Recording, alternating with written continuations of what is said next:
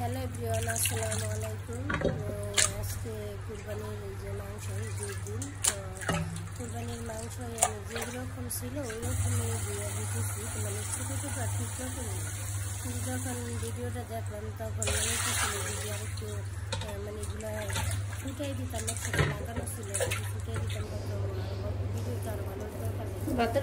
কী করবো, আমি বেরিয়ে গেছি সব কিছু করতে, সকালে শুধু সবাই শুনে খাইছি, এর বাইরে আর কিছু না। তো সেই জন্য তাড়াহুড়া করতেছিলাম, সারাদিন কাটিয়ে আইসি ওগুলো আদা রসুন বাটা এগুলো আমি সব আগে রেডি করে রাখছিলাম বাড়িটা। আর লবঙ্গ দিয়েছিলাম, আদা রসুন বাটা আর পেঁয়াজ কুচি দিয়ে দিচ্ছি, তেজপাতা দিয়ে দিলাম কয়েকটা। অবশ্য এগুলো আমাদের নিজেদের আছে, তো যখন আম্মা পাঠায় তখন আমরা দিয়ে তারপরে আবার শুকায় আম্মা যদি শুকায় দেয়, এই জন্য আর তেজপাতাটা দিয়ে ব্যবহার করতে হবে। আর হলুদ দিয়ে দিতেছি, তো মরিচের মশলা দিলাম একটু কমই আজকে। তো ওরকম সারাদিন না খাওয়া, হঠাৎ করে যদি জাল ইয়ে ওরকম খাই হয়তো খারাপ খাওয়া না হয়, একটু জাল জাল দিতাম আর কি। জাল জাল দেওয়া হইলে না মরিচ গুঁড়াটা একটু কমিয়ে দিলাম, মানে দিচ্ছি তারপর অনেকটা দিচ্ছি, মানে যেরকম ভাবছিলাম ওই রকম দিই। তো প্রথমত আমি সবসময় অল্পই লবণ দিই, পরে আবার দেখে লবণ দিই, না হয় এইটা দিতেছি বেশি এগুলো আর খাওয়া যায়।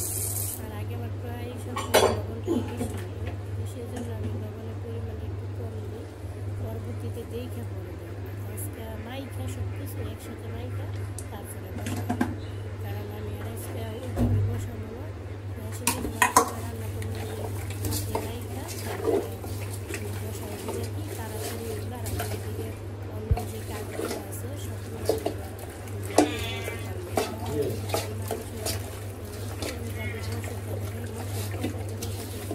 লাড়ালাড়ি করতে তারপরে হাঁড়িটা সব করতে চলে গেছে লাড়া দিতে ওইটা আমার কাছে সারাদিন শরীর মনে হইতেছে আমি রেস্টেই থাকি।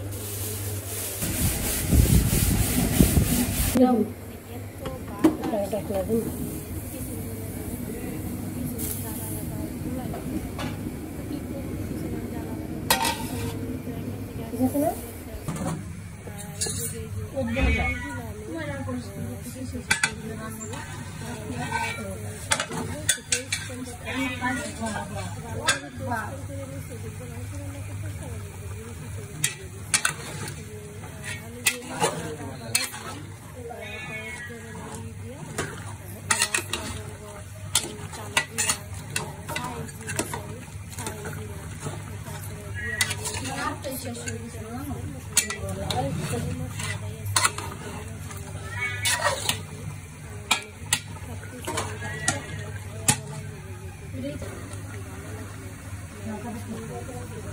Hola,